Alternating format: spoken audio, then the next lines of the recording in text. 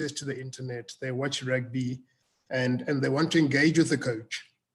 So the days of a coach just coming up and saying, you're not doing this well, or this is not good enough, those days are gone. And the flip side of that is also learning as a coach how we can objectively improve players. And I look at a product like Athstat, and I think you guys are on point with that.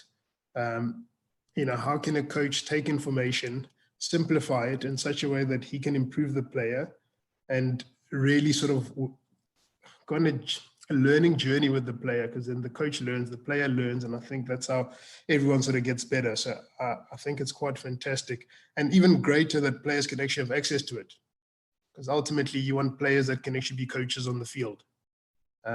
So a product like this is just, for me, is fantastic.